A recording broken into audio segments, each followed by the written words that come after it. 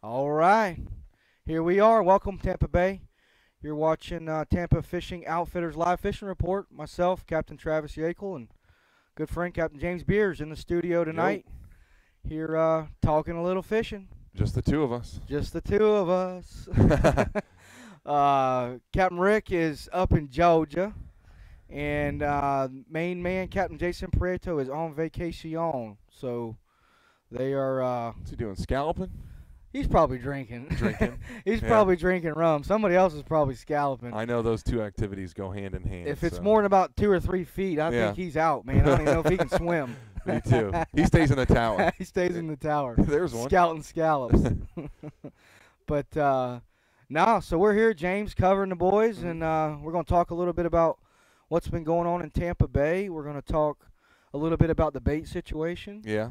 We're going to talk a little bit about the heat. Fishing in the heat. And talk a little bit about iCast. Yeah. You know, it seems to every year be a sort of a hot topic, and you know, definitely become more and more popular over the years. I think some for the wrong reasons and some for the right reasons. But every year, for those of you who don't know, iCast is probably one of the largest fishing trade show expositions in the country that I know of. The largest. Is the largest, and for the last several years, it's been over in Orlando at the convention center. So Orange County. Right here in our backyard. So I know a lot of local guys and manufacturers reps and things like that always attend. So it's a good time to rub shoulders with your buddies in the fishing community that you don't get to see all the time, and kind of puts everybody in one place. So it's neat. But also all the new products. You know? Yeah, there's definitely a good time to it, but that's the big thing. It's the new products. It's seeing,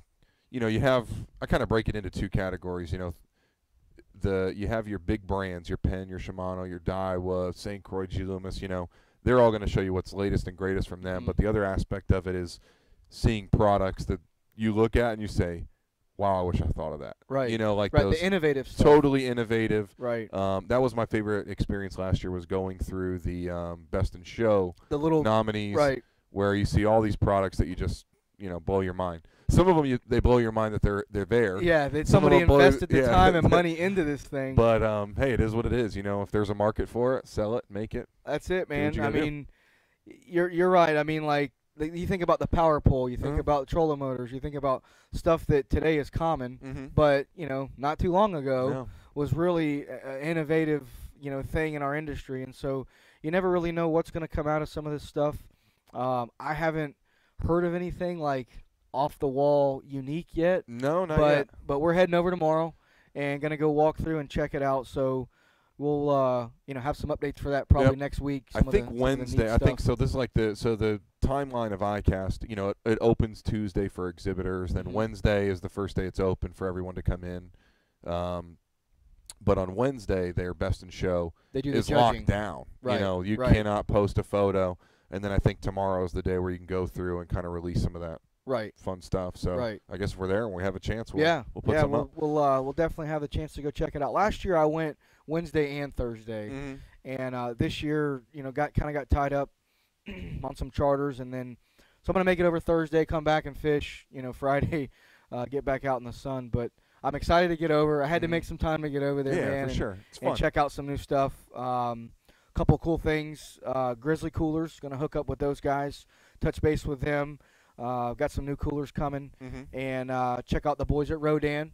See what they've got going on, and then rub shoulders with my Shimano boys. So those are the three, hit on the hit list for me that I'm going to go over and check out. I know Shimano's got some cool stuff coming out that I've kind of caught wind of that I don't know that is out in the public yet.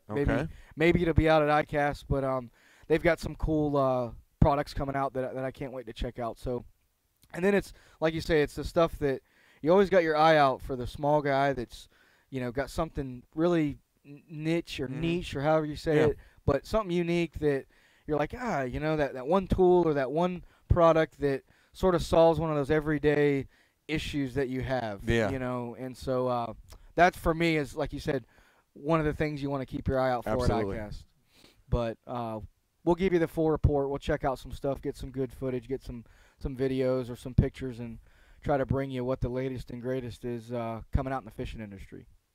So, other than that, let's talk some fishing, James. Yeah, fishing. So, I continue to, I think we talked about it a little bit last week. I've been spending a lot of my time near shore, mixing up some trips just to kind of keep some variety going, doing a lot of near-shore fishing, Sarasota, Bradenton area, all the way north of Egmont.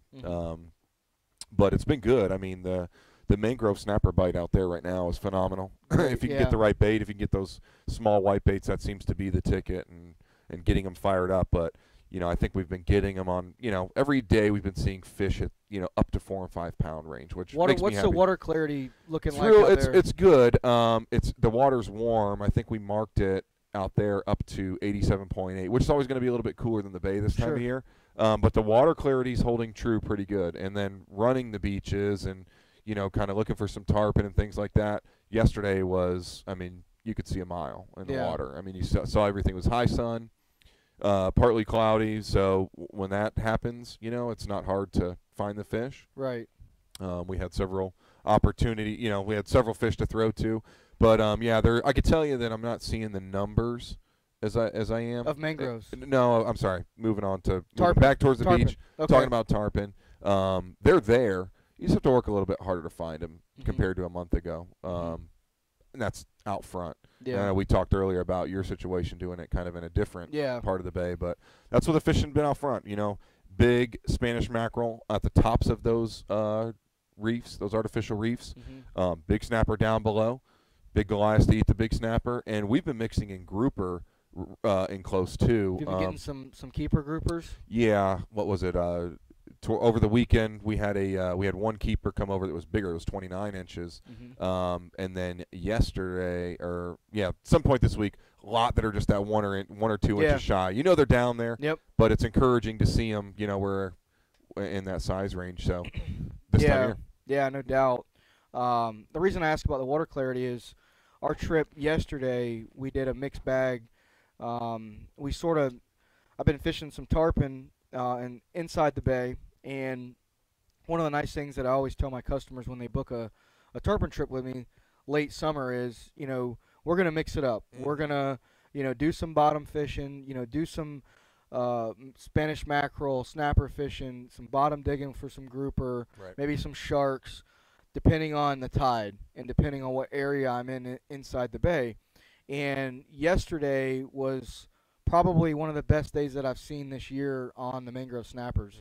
Not necessarily on the numbers, because we've had a few spots that we've been able to lift the schools up off the bottom and really get, where you can see the red cloud sort of behind your boat.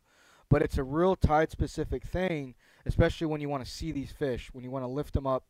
And yesterday we sort of got it just right, got it dialed in. We caught some tarpon, tide slacked off. At the turn of the tide, when your chum just kind of barely trickles out the back of your boat, Yeah. you can really stack those fish up and get them comfortable.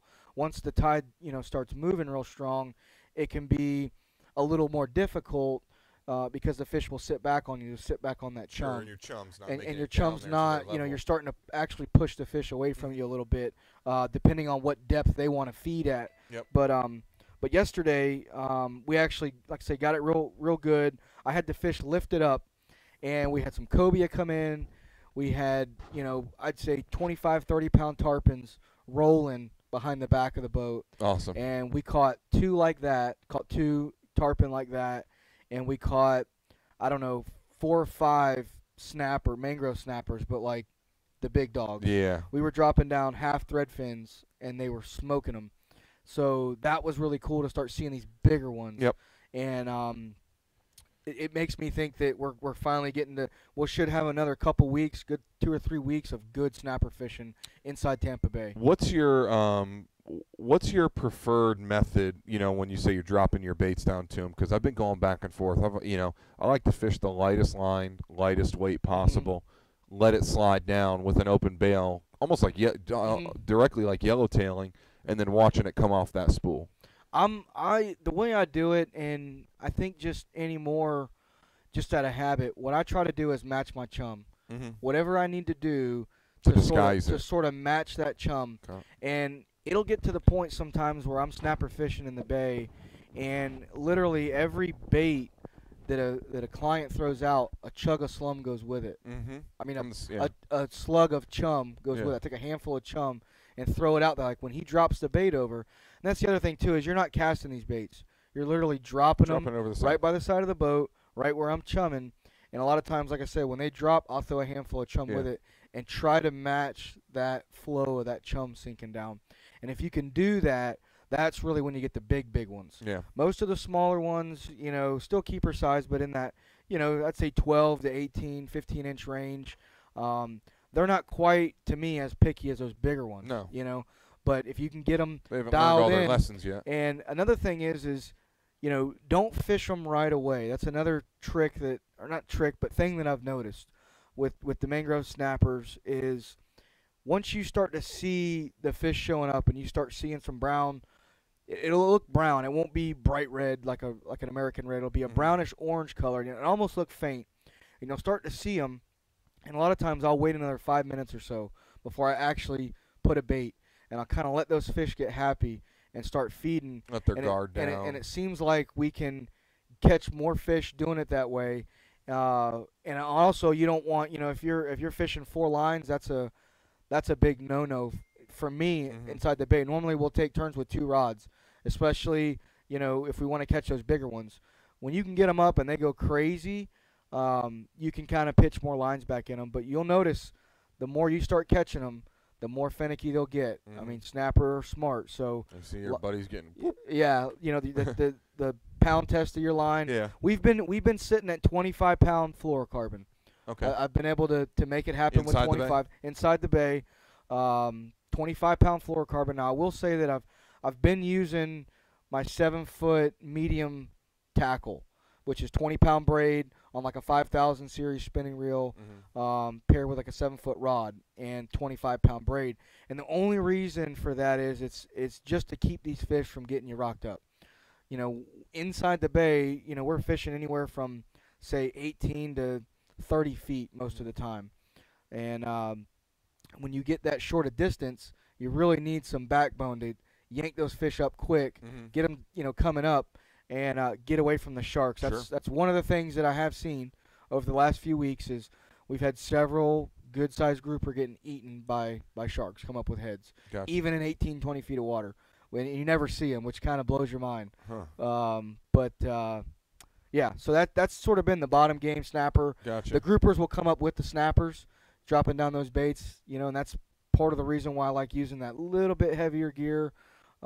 Is if a big gag comes up and grabs a bait, still have a chance. You got a shot at getting absolutely. them up because we're fishing over some hard structures. We've missed a lot of grouper to that, and that's usually the signal. All right, here's one of the grouper rods. Drop it down. Yeah. But I ask you that question about the leader, the amount of weight, disguising it in the chum, because what I've through my conversation, so all my clients that I've been with lately fish. They're not just doing it on a whim. Right. They fish. Right.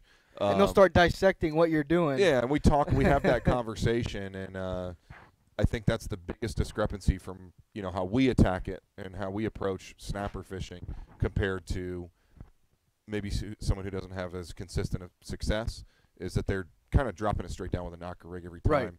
Right. And only changing the size of the bait, only thinking about it from that perspective. Maybe still keeping on a 50-pound leader or even a 30, which I feel like can be a little big out there. So that's why I asked that question. I think for me, and honestly, going back to even when I first started guiding, snapper, like everybody, and you see it's a pattern with new guides. You get stuck on your redfish, snook, and trout, and that's where you want to make your name. And you find that as you grow as a fishing guide, you'll also become more diverse in our fishery inside Tampa Bay for several reasons, and you almost have to be these days. And so mangrove snapper fishing to me really wasn't something that I would say was my forte when I first started fishing as a guide. Yeah, I'd done it. We'd fished them as fun as kids and this and that growing up, but it really wasn't like a main targeted species for me personally, especially being a mainly inshore guy.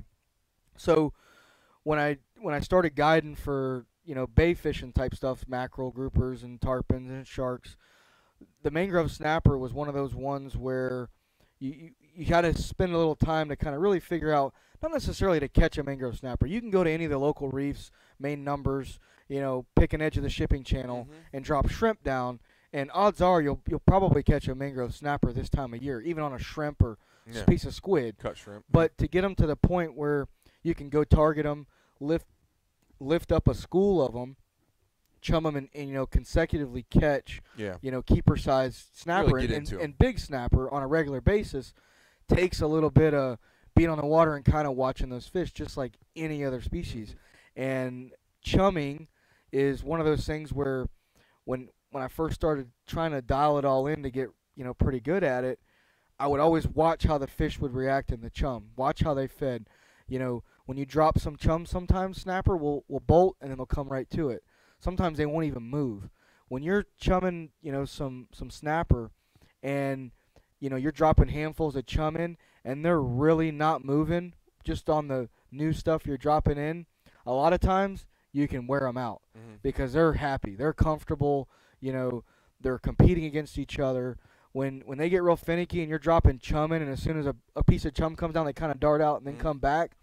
That's what they're doing to your bait, Right. And so you can kind of gauge that like that. So when I see that type of, scenario, peel it off, let it get back, because they're interested, but they're timid. They're not really wanting to get up close where you can see the whole thing go down. So playing that game and literally watching your chum, which snook fishing is very similar. When you're chumming snook and they're coming up busting on the surface, a lot of times we'll go to a cork or something that attracts them to the surface to feed because they're already naturally doing that. Sure. And one of the beauties of mangrove snapper is you can watch them in your chum and sort of get an idea of how you need to fish them that day. Anybody that's yellowtail snapper fished, it's a direct correlation to mangrove snapper fishing in our bay. Just replace the edge of the reef with a shipping channel, and replace your glass minnows and your chum blocks with a cooler full of thread fins or white bait. And some shrimp or some squid, anything as far as the bait goes. Yep. It's just a matter of getting those fish to you, keeping them happy, and feeding them baits really. And you start breaking that down to leader size, hook size, bait size, right? All that. So it all plays into it. Yeah, it does. You're using 25 inside there. I'm having to go. Generally, I'm leaving the dock with 20, and I'm finding myself even having to put 15.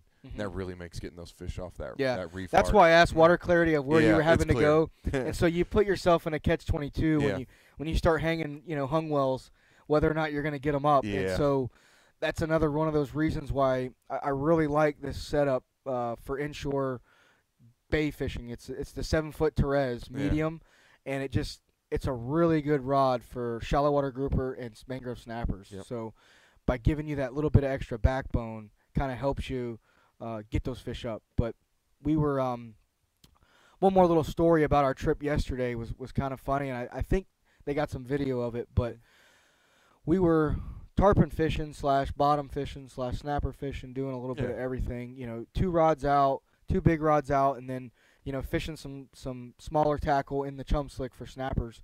And we'd caught some nice snapper.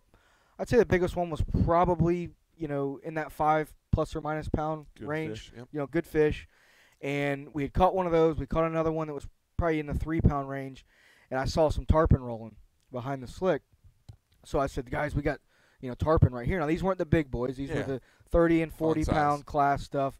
And so we had snapper fishing. We were getting the mackerel, so I just had some number 1 long shanks on. So client grabs the 7'6" bull bay inshore rod on the 3,000 Nasky Shimano 10-pound braid, 20-pound leader, and hooks about a 70 pound, 80 pound tarpon. And we come off anchor and fought the fish. They have video. We fought the fish for every bit of 30 minutes. Got it at boat side 2 or 3 times, but I just could not get the fish in on the leader because it was so. It's going to pull. I mean, you couldn't even touch. His dead weight has enough resistance. Yeah, you couldn't touch the leader, it, and so I got several leader touches, and we kind of got to the point where they were like, "Listen, man, just grab it. If it breaks, it breaks. We want to go try to get another fish." So we got it right beside the boat. I mean, as soon as I touched the leader, it snapped. Yeah. But I think we've got a picture of the fish laying boat side with the one out long shank hanging out of his mouth. So it can be done. Those one-out long shanks are proven to be successful. We got that big cobia, my biggest cobia this year for a client. Came mackerel fishing. I mean, he just ate a mackerel bait. So it's one-out long shank, 20-pound leader, and the whole time that's all I can think about. And earlier in that trip, we lost our landing net. So I've got a one-out long shank in this 50-pound cobia's mouth with no way to get in the boat. I don't have a gaff. I didn't have landing net. It had a problem there. So I'm thinking, all right, so we got this 20-pound leader, one-out long shank, and I've got to hand grab this cobia and bring him in the boat. Yeah. So we brought him in the boat, and the first moment he flipped, the hook broke. I mean, we got him in, but it instantly broke. Yeah. So I know the feeling there. It is. Well, and like you said, the long shank is sort of a blessing in disguise once you're connected. Yeah, sure. It's like extra leaders. Yeah, but you don't take the guy out tarpon fishing. All right, bud. Maybe that's what I needed my crabs yesterday. Here's the rig, man. We got a number 4 long shank. It's 6 inches long. The Mustad O'Shaughnessy big game hook. But it does cover lip wear, especially on a tarpon. Especially. I mean, he hooked him right in the corner of the mouth. The fish, I'm telling you, if it didn't jump 6-8 times, I mean, just went nuts. Especially on the light tackle, and he worked us over pretty good, but. My guy did an excellent job, man, fighting the fish. Got him up boat side several times. That's cool. So we considered it a catch. But the tarpon fishing's been good. Definitely inside the bay has been good. And we're going to talk a little bit more about what we've been doing inside Tampa Bay after we do a short little break here, guys. And we're going to answer some of these questions that we got here. Yeah, stay tuned. We're going to review the questions, and we'll get up to all those. We'll get squared away here in just 1 second, guys. In the meantime, check out a word from the sponsors, and we'll be right back.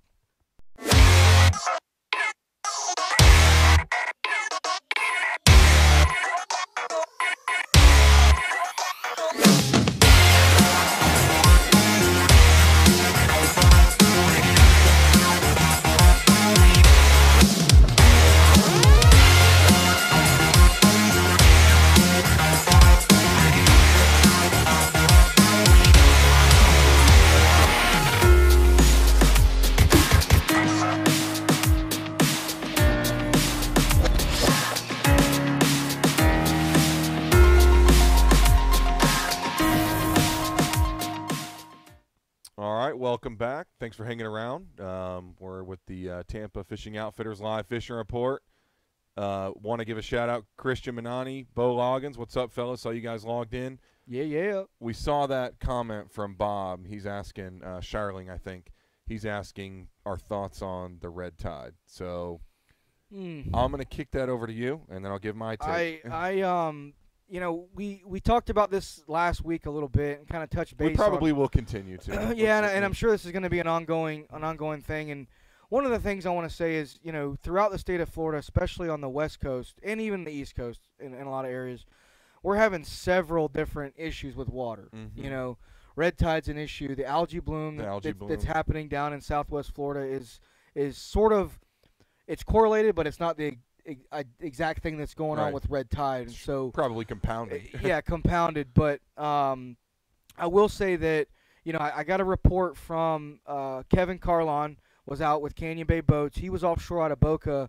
I believe it was this weekend or last weekend, and he said the red tide was pretty decent in the Boca Grande area. Yep. So they ended up having to dig offshore, got out, and they did some bottom fishing offshore and kind of got away from it. But I know that those guys in the south of us are suffering from some areas that are having red tide. Fortunately for us in Tampa Bay, you know, I haven't seen any. No. I haven't been in any areas. I know here a couple years ago, if it wasn't last year, it was the year before, the area around Bishop's Harbor had some bad red tide or a bloom of something, some strain of bacteria that was killing bait and, you know, getting some fish. But as of right now, I would say that the Tampa Bay area, you know, is red tide free. I haven't seen any areas. I haven't seen any, you know, fish kills. I haven't seen any blooms. I haven't seen the worst thing we've got is old monkey snot gorilla grass. You know, and that doesn't seem to harm any fish. I haven't seen any fish kills from that type of a scenario. And excuse me, the reason I want to say that is several of my clients have seen that in the water. And I'm talking about from, you know, Cockroach Bay to the Port Manatee area on the south shore of Tampa Bay. There's a lot of this growth. There's a lot of this, you know, slimy looking grass. It's not grass. That is not red tide. No. That is not what we're talking about. So that's just a pain. That's just annoying. That's just annoying. That's just annoying. It's not doing anything. So, Captain Jeff Page, we appreciate you, brother. Yeah. We'll see you tomorrow at ICAST, man. And if you're still watching, maybe you can chime in and let the folks know. Give us a Sarasota fishing report. Yeah. I haven't seen any or heard anything that far south or that far north of Boca Grande in that area. But if you're still watching, brother, if you can just give us a little one-liner on what you're seeing on red tide, that'd be great. But like I said, in our area, I've been down good. there, you know, from the in the area of the Cortez Bridge out on Anna Maria. I mean, I'm not seeing anything. Okay. So, you know, I know he's a little further south and in that area as well.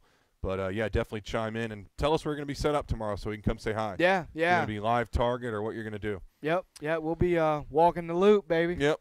So, yeah, that's the same thing I was going to say. It's a clean bill of health. Yeah. You know, there's nothing to fret. And I've talked to some people this week that have spent time in that Boca, Inglewood, or, you know, Pine Island area. And, yeah, there's some down there, but I think that from where they were a couple weeks ago, it seems to be can kind of dodge around a little bit. Yeah. Yeah, that's sort of the way I've kind of seen it and kind of understood the situation to be. But, you know, again, to kind of separate the red tide issue from the, you know, water quality issue and the algae bloom and the nasty green stuff that you're seeing on TV from down south, that's sort of a separate issue, which is a big issue. Mm-hmm. Definitely don't want to blanket it, but we are blessed and fortunate that it's not affecting us, but it's affecting our state and eventually will affect us if something doesn't get done about it. You know, a solution fix for that, because that's a big deal. So, and the Captains for Clean Water too.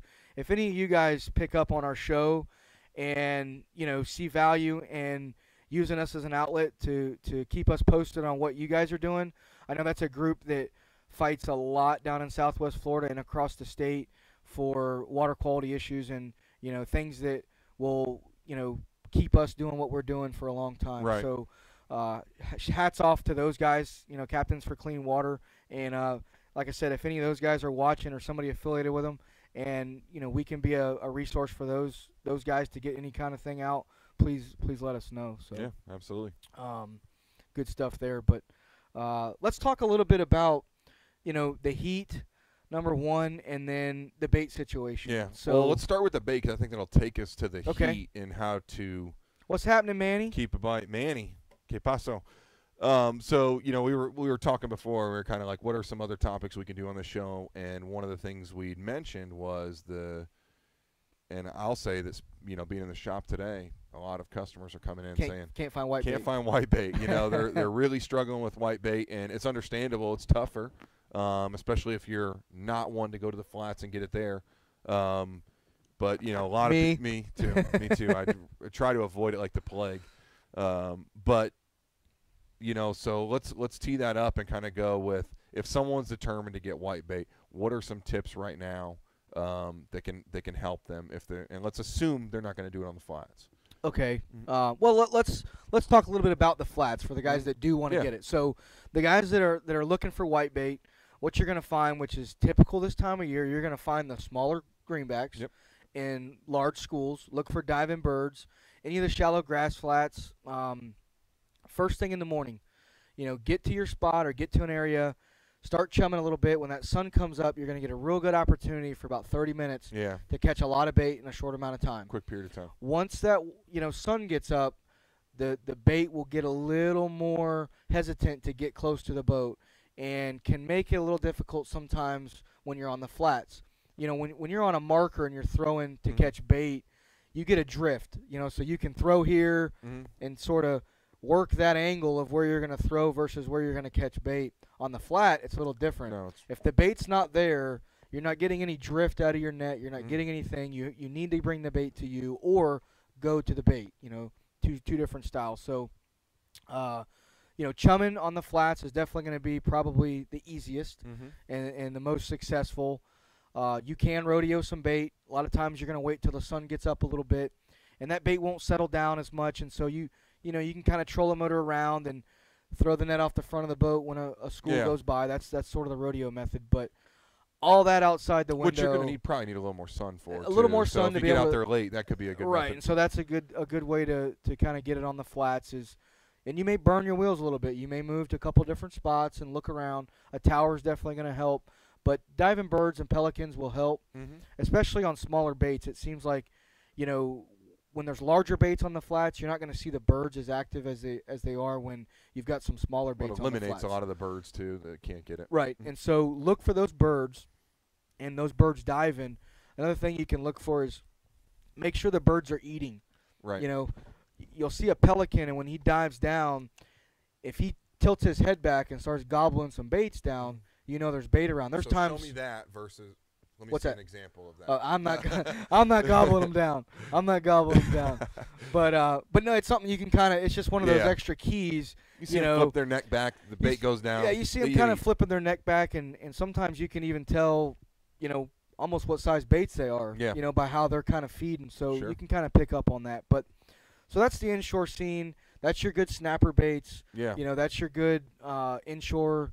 If you're gonna do some trout fishing, Match the hatch. maybe some snook fishing. They're a little difficult to fish with, but that's the whitebait scene, probably the most prevalent whitebait scene. The flip side of that is roughing it on the markers, going for the deep water stuff.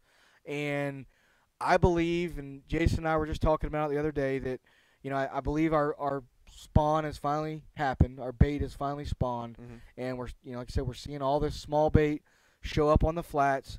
I think it's a product of the last month and a half of having really big baits sitting on the bottom around most of the channel markers and range markers throughout the bay. I think those fish were down there spawning. They had their hatch, and I think most of that blew into That's the what flats. We've got on the flats into now. the flats. And so eventually the greenbacks on the deeper water stuff will eventually sort of wean out, and the thread fins will take their place. And so most of the guys, which is we're getting to the question now, are using thread fins, or catching thread fins in the deeper water. If you're going to be catching bait on most of the range markers throughout the bay, even at the Skyway Bridge, there's a lot of thread fins. And for those of you that don't know what the difference of a thread fin and a greenback is, now's a good time to go ahead and figure that out. Yeah. Because if you're the guy that goes out there and nets, a live well full of thread fins and runs them back into 2.5 foot of water in the backcountry, thinking that he won and done it, you're going to find out real quick you'll be fishing with cut bait all day. Right. So, know what you've got. The reason I say that is if you're going to use thread fins, which I have, my trip inshore the other day, we used live thread fins.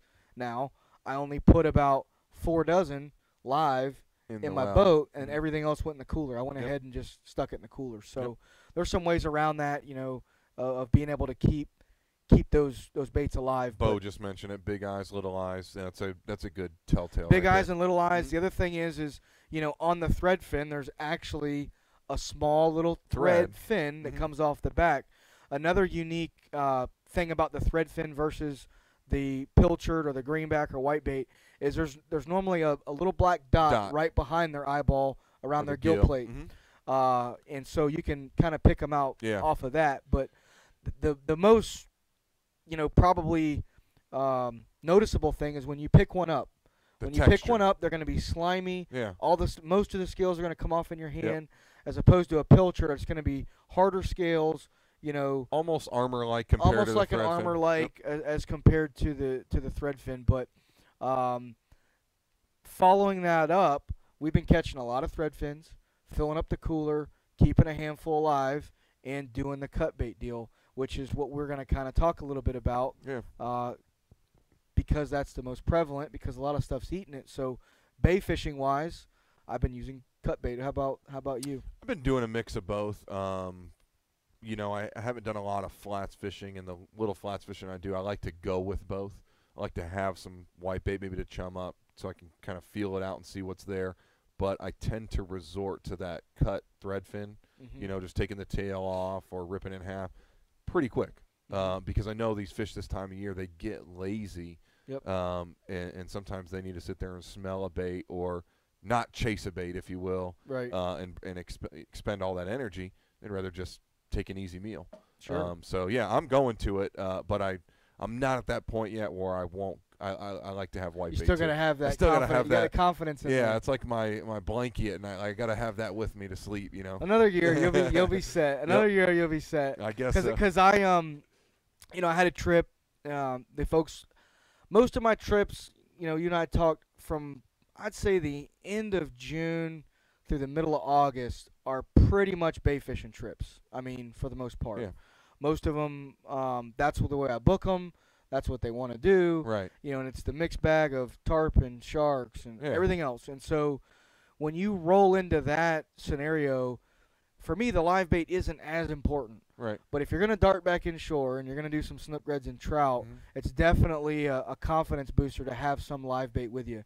One of the things that I haven't done a lot this year, but when I fished more inshore than I did bay fishing over the years, I was a pinfish guy. And Yep. there's a lot of pinfish on the flats. Snook, reds, and trout will all suck a pinfish down. And you're gonna get those right when No you're catching problem. whitebait, anyways. And you're going to get them when you're catching whitebait. So, the other two guys, if they heard me talk, they'd already be, pinfish. You know what I mean? Yeah. But let me tell you what, buddy. Yeah. You can catch some fish on pinfish. I know. Even tarpon will eat a pinfish. So, that's to me the live bait security deal. Like if I can't find whitebait Mhm. and I don't want to use thread fins or whatever, the pinfish is my next go-to. And they're all over the flats. Normally, what I do, and I'm talking about, like, I'll go target pinfish, like go to a place to catch pinfish, not whitebait. And generally, if you're catching whitebait or seeing whitebait in, say, 2.5 foot of water, 2 foot of water, Yeah. just slide out to about 4 or 5 feet. Right, just a little deeper. Just slide straight out of that flat and start chumming. The jack mackerel or even some whitebaits. A good buddy of mine down in Punta Gorda is a big fan of that. Where, when we were getting our pinfish for the redfish tournaments, we would catch whitebait, then we would sacrifice a couple. go catch pinfish, and what we would do is literally just take and just rip whitebaits up and throw them in the water, and the pinfish would come up and we'd net them up. Because that's just what we were targeting was the pinfish. So you can do that, and that's a good thing to have inshore. My trip a couple days ago, like I said, want to go inshore. Well, I had tarpon fish the day before, and we really had a tough time. It was the Saturday after 4th of July, and everybody that owned a boat in Tampa Bay was out. And it beautiful really, weather. Beautiful weather, hot. No wind. So for me, it was a little frustrating. We had a difficult time fishing several areas. Managed to catch fish, caught some grouper, caught some snapper, but just a tough time tarpon fishing, bay fishing. So my charter for the next day said, we can do whichever you want to do. I said, let's just roll inshore. So we went out. I said, there's been a marker, that I've been getting, a mixed bag of pilchards and threadies. And, the mixed bag turned into pure thread fins. in a day's time. So I sort of just rolled with the punches.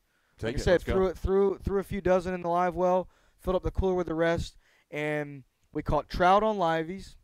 And that was a method to that too. Like if you're gonna fish those threadies and you're gonna fish them live, mackerel fishing, deep water trout fishing, even some deep water snook fishing, keep those baits out in some clean water, some deeper water temperatures hair lower, that will help you keep them alive and sort of let them work a little better for you. So what we did was we went trout fishing first, caught some trout, and then we slid inshore and literally never even opened the lid on the live well. Everything was out of the cooler. We caught some really nice redfish fishing up under the trees on the high tide. We caught some snook, caught a lot of catfish, but we managed to put together a really good trip and finished off rolling back out to the bay trying to do some tarpon. And it fell into place and flew a couple fish. Just couldn't get everything to line up to do the Grand Slam, man. I know the feeling, but man. You're close though. It was close. Yeah. It was really close, and we gave it a really good effort. I even gave the guys a little extra time because it was like, you got to do it. That was just personal. Yeah. I'm like, there's fish rolling, Let's get it done, and it just that was the day it wasn't going to happen, so we pulled the plug. But always a good time out there fishing the bay, man. So, and talk about the Grand Slam. This is the perfect time of year to get one. Right. Everything. And I just wrote my article for the Old Salts, and that was part of what I kind of modeled the article around is, these summer months when the tarpon are prevalent. They come in. It really changes the X factor on getting that Grand Slam because, I explained it as, the perfect way to target a Grand Slam this time of year is, do some trout fishing first thing. Water gets up in these higher tides in the afternoon. Do your snook and redfish. And then hill tide, do your tarpon. If you missed your trout on the morning bite, you come back on that low water and fish the outside of a bar and try to get you a trout to kind of complete the slam. But it's definitely a really good time of the year to do it. So absolutely. Not to mention everything's in a closer proximity to one another. Right. You don't have to run out to whatever, Egmont, and then come back to Cockroach or whatever. Right. Everything's pretty close together. Right. Absolutely. Right. Well, I got word my son's tuned in. I got to give him a big shout out. Yeah, it's his 4th birthday today, so he's watching the show. So, hey, buddy, I'll see you soon. Yeah, happy birthday, man. Happy birthday. He's a little fisherman. He's more about releasing the hard to catch whitebait. Hey, that's like his deal. Yeah, hey, man. But we'll have to get Tegan and him together, man. Yeah. They'll be super chummers, man. Yeah. Don't even need a chum bat. Bring them up. Bring the kids out together. That's it, dude. That's it. Well, that's cool. But hey, I was going to ask you. So there's a lot of methodology to the way when you're using these thread fins as a cut bait. Number one way. What's yours? To cut them? Yeah.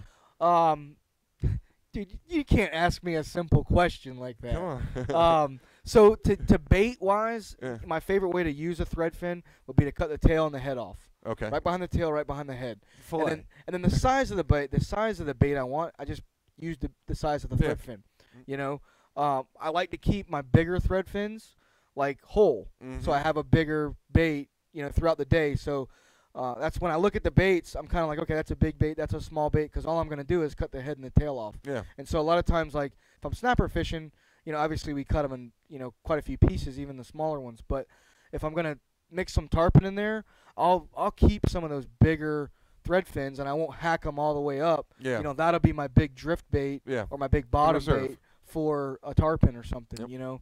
But even the smaller baits, even the little 1-inch baits, you can hang, 100-pound tarpon easy when you get them feeding in your chum slip. So that's the way I do it, though. I asked that because the more I fish with other people or spend time talking to other people in this, that do this, they're pretty particular on this matter. Oh yeah. And now I've gotten to the point where I have my method. You get your way. I cut the nose off barely. And then cut the tail off. So we're not too far off, but I like to keep those eyeballs on there. Like to keep the eyeballs. I do. And it's funny, I always tail hook them too. Even do still. you? Yep. Okay. And I think the reason for that is I just think you have a narrower piece for the hook to come out. Yeah.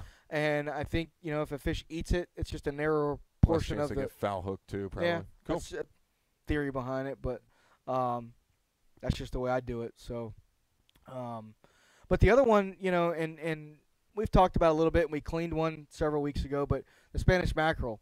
Have you been catching any of the bigger Spanish Yeah. mackerel?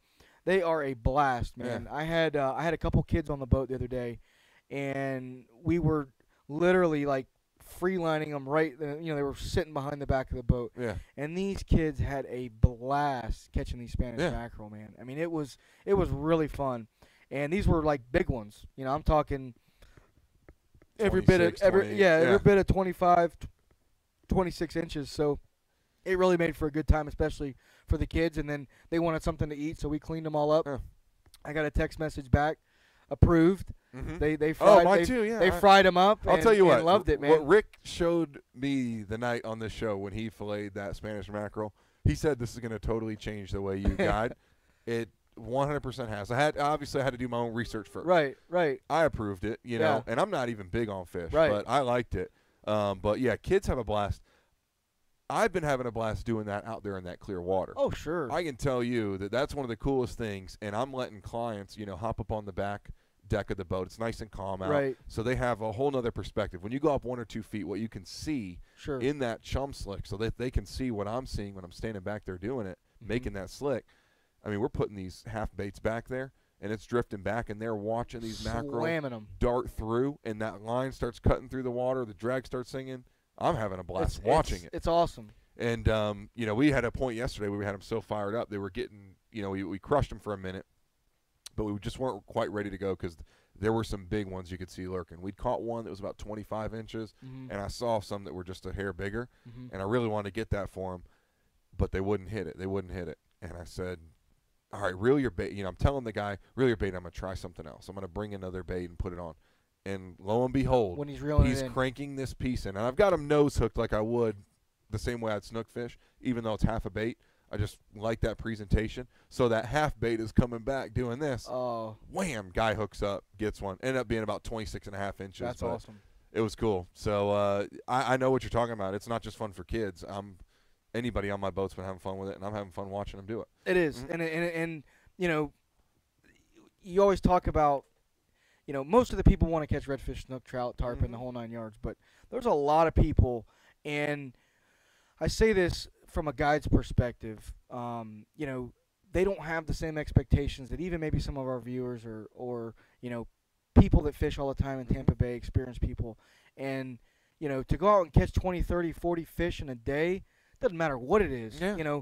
That's an experience, and it's a learning experience for most people, or it's entertainment. They just want to get out. A lot of people don't want to sit there and wait 30, 45 minutes put for in a the bite, work a redfish might take. And so stuff that, a recreational angler or an experienced angler that, is fishing for himself may look down upon is totally different when you look at it from a different angle. And so, I always like to explain that because I'm not, a mackerel connoisseur. I wouldn't go out and try to dial in the mackerel. Don't be so hard on yourself. But as a guide, yeah. you really have to stay multi-dimensional, Yeah. especially if you want to cater to a vast amount of people that get on your boat and be able to kind of read that and put together a day. So I talked about that. That's the biggest difference from me in year one to me now in year two, is I went into it with that same stubbornness. It's redfish, trout, snook, and when tarpon are here, it's tarpon. Snapper is something I fish for a lot, but mackerel, I even had to lean on you and come in and say, hey, I've got this trip tomorrow. They want to do a fish fry. I'm not going to slaughter trout, 20 trout.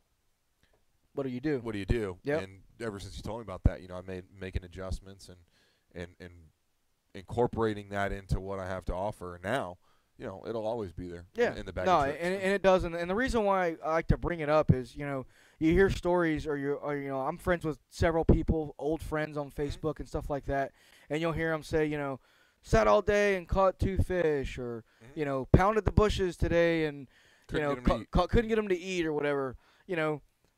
Instead of beating yourself up, and you do want to have a good time or you got a friend in town or, your wife is always mad at you because you never catch any fish or this, that, and the other. That's why I like to kind of bring some of this to light is, it's something that it's relatively easy to get out there and do. You can have a great time doing it. So, if you haven't done it, give it a shot. Even if you don't keep them, that's fine. They're great bottom baits. You can go shark fishing, you go tarpon fishing, do something like that if that suits you. But they're there. It's a good time, something to do and something we fall back on a lot for fish Sure. and entertainment. Yep. So cool stuff. But You're right, Bo. Not catfish. Never. no we're gonna get catfish.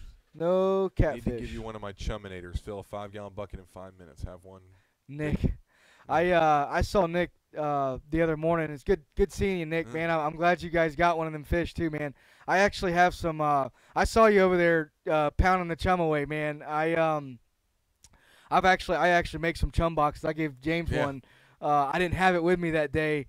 That particular spot, I've had some issues with sharks, so that day I kind of laid back and I was kind of more like single cutting them, kind of just feed them a little bit, but. I saw Nick out at a spot early the other morning, and him and I believe his girlfriend were out there, and they got on some tarpon, which was cool. We kind of sat there until some folks showed up and sort of didn't really realize, I don't think, what we were doing, and we realized that we should probably pack it in real quick and kind of divert. So you get a little window there in the morning to have some fun, but. Yeah, the chuminator, man. That's the trick for the bay, man. It's a clever name for that. I like that. Yeah, the chuminator. We got to get together, Nick. I'll throw you my idea. You throw me yours, man, and we'll come up with the chuminator XL, baby. But no, I mean that's the key though, man. You know, and I say it every time we start getting into this hot stuff is, you know, think outside the box. Yeah. You know, cater to the heat. You know, get out there, you know, fish in some deeper water. Try some things you haven't tried in a while. Use what's around you. Use the bait that's around you. You know, if it's thread fins, it's thread fins. The fish are going to eat them, whether they're dead or alive. You know, inshore or out in the bay. The one thing that always happens to my boat this time of year is I get back and I have got a bloody mess. It looks like a mess. I mean, it looks like we slaughtered stuff. Yeah. You know, and a lot of times it's not even the fish. It's the way we're fishing. Yeah. The chum. You know, the guy has a cut bait. On a bait. The guy has a cut bait and he rears back and goes to sling it and slings blood halfway across the boat. I mean, shirts are one and done. Yeah. You wear a shirt and it's done. My client yesterday goes, "Man, I bet your wife really hates you." I said, "Well, only from about mid-June to the end of August." Yeah. I said, "After that, I'm pretty good." Dirty time. But during that time of year, man, I was like, I have a laundry basket outside. I can't even come in the house. Yeah. It's thanks to my boys over at Mastery Suzuki. I went in there and he's like, "Here, man, here's some work shirts." Yeah. And they're just white, you know, cotton shirts, man. And I tell you what, if it wasn't for those, I might be divorced.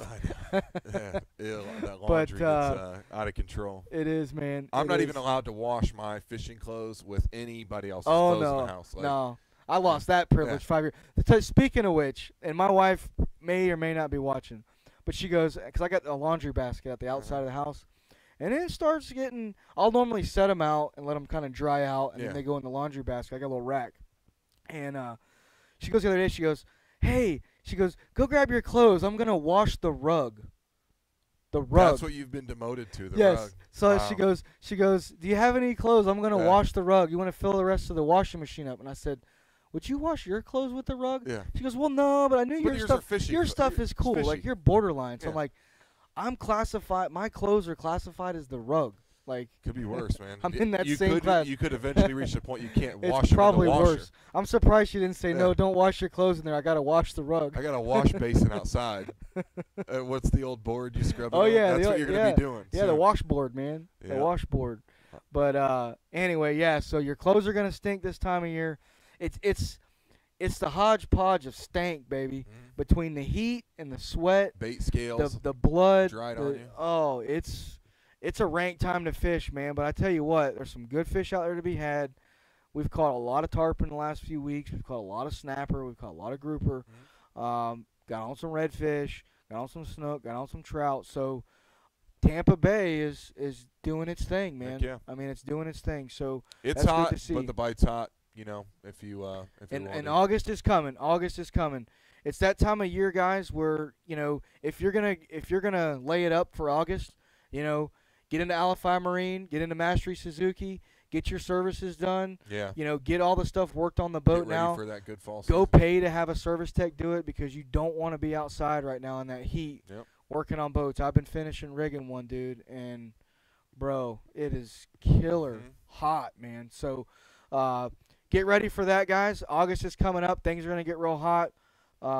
I know my business is going to slow down a little bit. I kind of August, my vacation time. I'm sort of preparing for it. We're getting ready to head out to Louisiana to go do the IFA Redfish Tour. I'm going to be out there at the end of the month, be there for about a week and a half, running the new skiff. Nice. You're heading out to do a little I'm coming right after tuna you, fishing. But I got something going on with Penn Reels where we're going to 3 days of tuna fishing on oil rigs. So that's gonna be money. on a nice big yellowfin. I'm trying to work a way to make that work. We got to figure it out. Yeah, trying to make a way to work that work. And Mark, you're exactly right, dude. Quick story. I walked into Subway either last year or the year before, and I walked in after a double. And I mean, I had scales from head to toe, right? I know where it's going. And it looks like you got like scabies or something, you know. And I was standing next to this chick, and I'm wore out trying to get a sub, and she kind of looks over, looks at me, looks down, looks over, looks down. I said, don't worry about it. A little lotion, it goes away, you know. But you look like a dead young, white bait walking around after this time of year, man. So I have the habit of biting the tails off my white baits. So I did that some day last week, and my shirt was demolished. It's like you getting all that blood spatter, it'd be in a crime scene. What I didn't realize is that I'd done it all over my face. Oh, yeah. So I drive home, I stop and eat lunch on the way home, go in the gas station for this, get home, clean the boat, do everything I need to do, and then I look in the mirror, and I've got blood splattered across my face like this. I was like, you look like Aquaman. Not one client, not one person, no one told anything. Me the whole day, like, this had to happen. No. That's how it is, man. No.